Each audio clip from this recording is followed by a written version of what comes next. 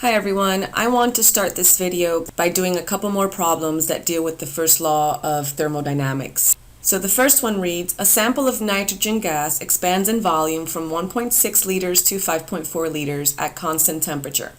Calculate the work done in joules if the gas expands A against a constant pressure of 0.8 atm and B against a constant pressure of 3.7 atm. So the first thing I want you to notice is the key words here.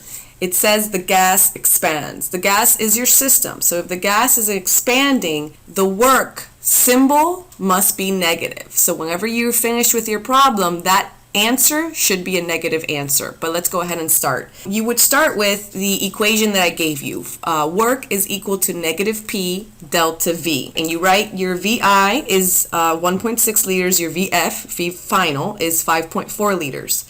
So we basically start with A against a constant pressure of 0.8 atm. So that's work is equal to negative P, which is 0.8, times 5.4 minus 1.6, final minus initial.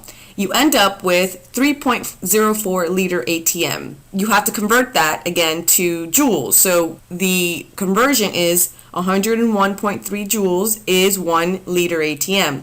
You end up having work is equal to negative 3.1 times 10 to the second joules. You notice that I carried the negative down, right? So it's actually negative 3.1 times 10 to the second joules, and that makes sense because the gas is expanding, so it should be a negative answer. Part B is a higher pressure, so that means that the work done, just thinking about it logically, the work done must be more because since it's a higher pressure, the gas has to expand against a greater force. So the answer should be higher. We set it up the same way. It's work is equal to negative 3.7 times 5.4 minus 1.6. You end up having, after you convert it to joules, you end up having work is equal to negative 1.4 times 10 to the third joules. You can see that the answer that you get is still negative, which makes sense because the gas is still expanding, but also notice that the answer is bigger. And it should be bigger because it's a stronger force, right? 3.7 is a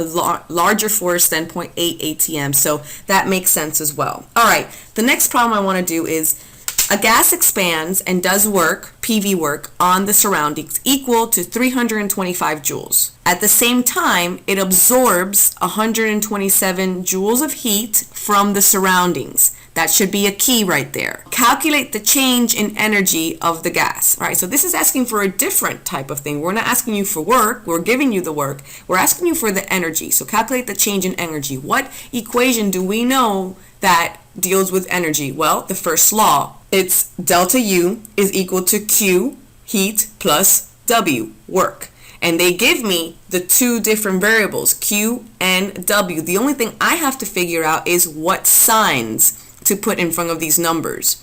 And they gave you keywords. I am going to say delta U is equal to Q. What was the heat? The heat was absorbed, okay? So if the heat is absorbed by the system, then that sign is positive. So I keep it at positive 127 joules. Plus work. But the work says a gas expands and does work on the surroundings. So that means that the system is doing the work. That means that that number must be a negative number. So it's actually negative 325 joules. So the way that my equation would look is delta U is equal to 127 plus negative 325 joules. So my total change in energy of the gas would be negative 198 joules. That's a really simple problem that all you really have to do is read and understand what is going on. So you can put the correct signs in front of the numbers. All right, let's move on to enthalpy of chemical reactions.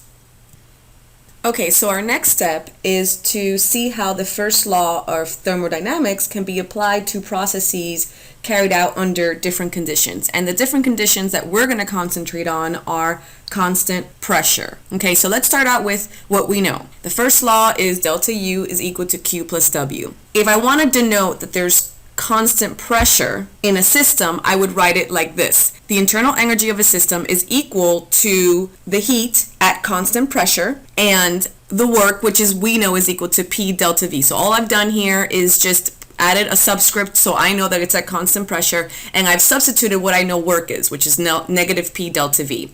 So now I want to solve for the heat at constant pressure. So that's all I've done, is I've basically isolated QP. Okay, so I want to note that most reactions do occur under conditions that are constant pressure, and usually it's atmospheric pressure. So this is very common for us to use.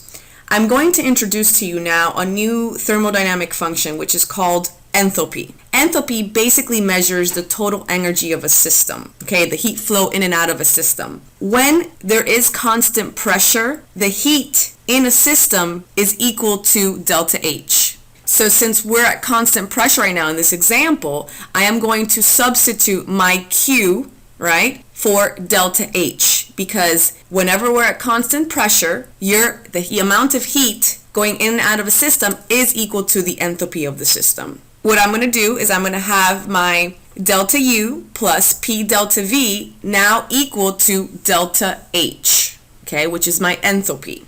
So you end up with an equation that looks, what I like to say, HUV. It looks like delta H is equal to delta U plus P delta V, right? The only thing that we've done here is that we've changed what Q is, because since Q is under constant pressure now, we have to somehow denote it. And the way that we denote it is we give it a new thermodynamic function and variable. We denote it as enthalpy. So the change in enthalpy is equal to the internal energy of a system plus the work applied, which is P delta V. A couple things I want you to know, because the internal energy and both pressure and volume have energy units, enthalpy also has energy units. Okay, so keep that in mind. Furthermore, internal energy, pressure, and volume are all state functions. So that means that enthalpy must also be a state function. So basically what we learned here is that for constant pressure processes, the heat is equal to delta H. The Q is equal to the enthalpy. The heat is equal to the enthalpy. Although Q is not a state function, the heat change at constant pressure is equal to delta H, because the path has already been defined, and therefore it can only have one specific value. So don't get twisted on that. So we basically now have two different quantities. We have delta U and we have delta H that can be associated with a particular reaction. If the reaction is carried out at constant pressure, then the heat change, Q, is equal to delta H. That's all this slide is trying to show you. Alright, so here it is again. Enthalpy is used to quantify the heat flow into or out of a system in a process that occurs at constant pressure. And since it is a state function, for any reaction, we can define the change in enthalpy, which we call enthalpy of reaction, as the difference between the products and the reactants. So the enthalpy of reaction can be positive or negative depending on the process. So for example, if it's an endothermic process, that means that heat is absorbed by the system, the delta H will be positive. And of course, if it's an exothermic process like a combustion, heat released by the system to the surroundings, the delta H is going to be negative. So here I have the two examples. I have a combustion in the first example, which is methane with 2 moles of oxygen gas, super exothermic, releases a lot of heat, so that means that the delta H is negative, and you can see that the actual amount of delta H is negative 890.4 kilojoules per mole. And in the second example, you have solid water, which you heat it and then get liquid water. That's an endothermic process. So you see here that the delta H is positive. Alright, a couple other things you need to know about enthalpy and enthalpy of reactions. So we know that at 0 degrees Celsius and at a pressure of 1 atm, ice melts to form liquid water. And measurements show that for every mole of ice that's converted to water, 6.01 kilojoules per mole of heat energy are absorbed by the system, right? The system being the ice. And because, of course, this is done under constant pressure, atmospheric pressure, then we know that that change, heat change, is equal to the enthalpy change, which is delta H. All right, now, you see here that solid water going to liquid water is an endothermic process, and that's why delta H is positive. If you reverse that reaction, let's say now I'm going from liquid water to solid water, look at the delta H. The delta H is exactly the same in value, but different sign. It's negative now because now it's an exothermic process.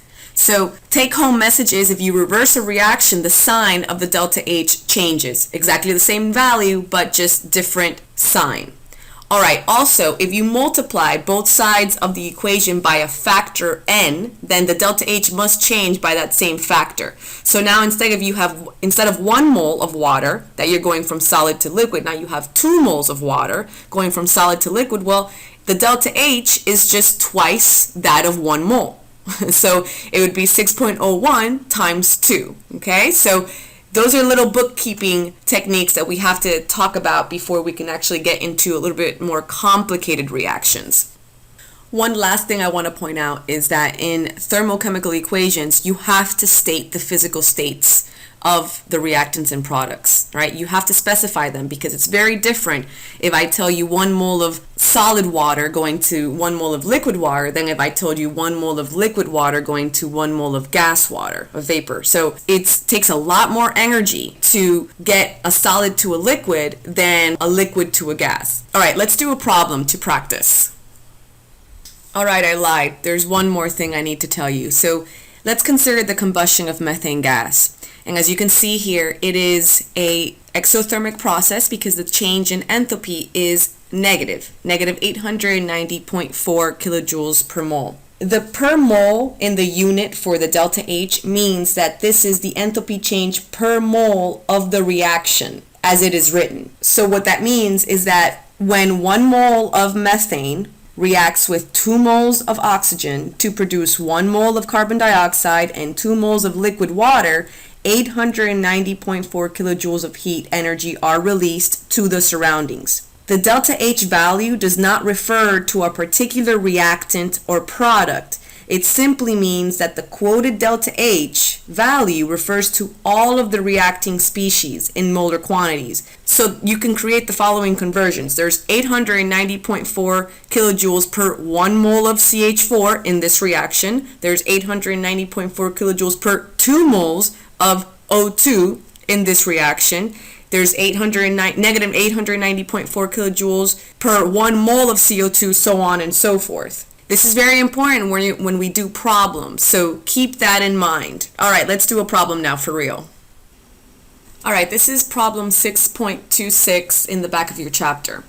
They give you a thermochemical equation, its balance, and they give you the enthalpy. So obviously it has to be under constant pressure. So it says determine the amount of heat in kilojoules given off when 1.26 times 10 to the 4th grams of NO2 are produced according to the above reaction. This is a super simple problem. All I'm going to do is I'm going to set up my conversion. So 1.26 times 10 to the 4th grams of NO2, and I take it to moles of NO2. So that's 46 grams of NO2 is 1 mole of NO2. Now the only thing I have to do left is determine the amount of heat. And they give me the enthalpy of the reaction. So I say in 2 moles of NO2, there's negative 114.6 kilojoules given off. Again, remember the conversion here is negative 114.6 divided by 2 moles of NO2 because that's the balanced equation. The enthalpy is per mole of reaction. So